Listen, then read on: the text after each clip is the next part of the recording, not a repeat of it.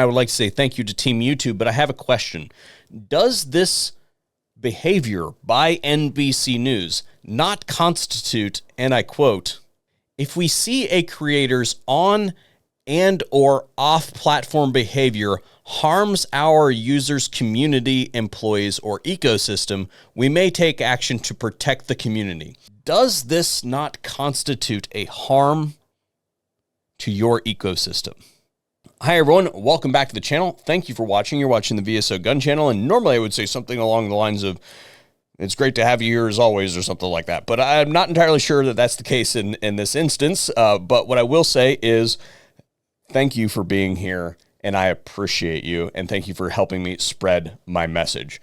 Today we're talking about an attack that was recently levied against myself and many of my colleagues that work in this space, the guntubers, if you will.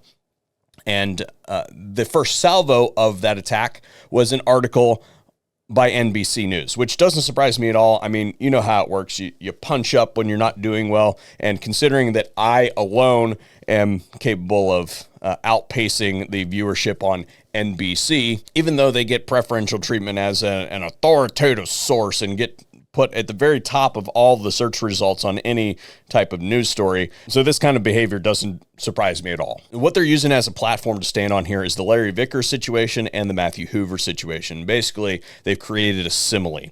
Because these two individuals were recently convicted of federal crimes, it means that all people who work in firearms on YouTube are conducting some kind of nefarious, underhanded business activity. One, this could not be farther from the truth.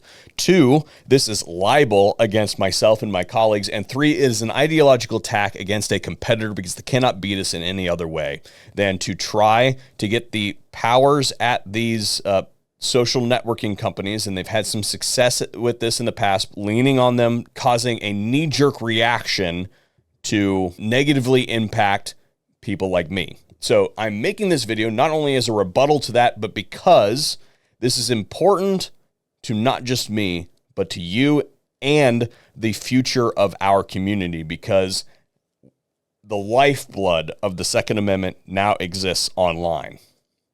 Real quick, I'm going to take my capitalism break, and we're going to break down the fallacies in this article. Today's video is brought to you by Mission First Tactical. Many of you out there will recognize this brand as a producer of accessories that you use on a regular basis. However, new for 2024, they have a line of drinkware items that are mocked up to look like certain things. Not only do some of them look like boomy things, but they also have accredited military gear. I have a full video on their acro packs that we covered late last year, and now this pack is available in Dirty Hippie Green. I'll have a discount code listed in the pinned comment down below and also over the affiliates page. So if you're interested in anything from Mission First Tactical, then you can use my code and get 20% off. Before I show you any of the lies or the spin from this article, I want to make sure that I give credit where credit is due and say thank you to the team at YouTube. Thank you for defending us. In this article, they say, no, that's not true. Most of our creators are responsible when they cover this kind of subject matter. YouTube is the most used social media app in the US and has a large gun culture featuring people sometimes known as gunfluencers, social media stars, and would-be stars who promote firearms and gun accessories, often in partnership with gun manufacturers. The reason I put the ad where I did is because I wanted it as a reference point. Does that sound like I'm promoting firearms and firearms accessories? No, that was for metal cups and backpacks. But you guys know that I also work directly with firearms manufacturers, but it's not to promote them. It is for the purposes of field testing their equipment. Just like anything else that is out there, there are people that do the job of testing the equipment. Now, these products are tested in-house by their engineers, but that doesn't mean that they work well or are safe outside of the original testing environment. So part of the apparatus that creates safe products in the firearms industry is people like us going out and actually testing them.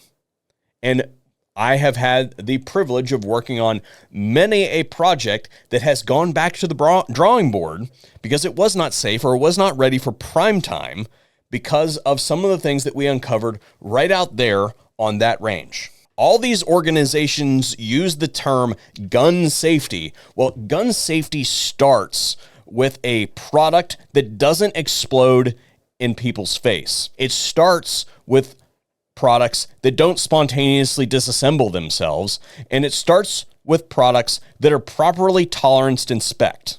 And that kind of work happens right here. But it just so happens that I and many of my colleagues that work in the space have the stones to report their findings to the public. That is why we have the following that we have, because we have been able to generate a business, run a for-profit business, while simultaneously maintaining our integrity, such to the point that people follow us in the hundreds of thousands. But I wouldn't expect someone who really hasn't achieved all that much in their life to understand that, and of course not be jealous of somebody who's been able to consolidate some success. They then go on to quote the hate group Everytown for gun safety. YouTube is a cesspool of violent and irresponsible gun content. Videos that teach civilians military shooting tactics or whose sole purpose is to glamorize fully automatic weapons of war go far beyond educational content for responsible civilian gun owners and shouldn't be permitted on YouTube's platform. An organization that opposes people exercising their civil rights. It doesn't surprise me whatsoever that these people vote for Democrats. These kind of people have been infringing on the rights of human beings since before this country was ever even founded. To cite an organization like this, whose sole purpose is to exert pressure on various entities throughout the United States to subvert the Constitution of the United States and infringe on United States citizens' rights, is illogical at best and nefarious at worst. To put it in perspective, to do the work that I do for the testing of the products that I mentioned, I am a federal firearms licensee. I hold a license from the Bureau of Alcohol, Tobacco, Firearms, and Explosives, and I'm registered with the Department of State. They can roll in here at any point in time that they want. They don't have to have a warrant. I don't really have Fourth Amendment rights sitting right here in the office. I all but guarantee that everything that I publish is under a microscope. If they thought that I was doing something illegal, dangerous, or irresponsible, that they would roll right in here and let me know about it. That is why incidents like the Hoover situation and the Vickers situation are so sensational, because they are the exception to the rule. The ATF probably doesn't like everything that I have to say about them. However, that being what it is, I still have a relatively reasonable working relationship with them. And on more than one occasion, I have come to them with a particular ask, and they have come back with ways to get that done the legal way. So the whole idea that there are a bunch of gun tubers out there promoting illicit or irresponsible or dangerous activities is a complete logical fallacy. This nothing burger that you've tried to drum up to attack a political enemy is disgusting.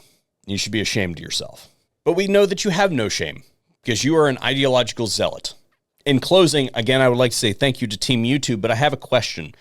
Does this behavior by NBC News not constitute, and I quote, if we see a creator's on and or off-platform behavior harms our users' community, employees, or ecosystem, we may take action to protect the community. Does this not constitute a harm to your ecosystem?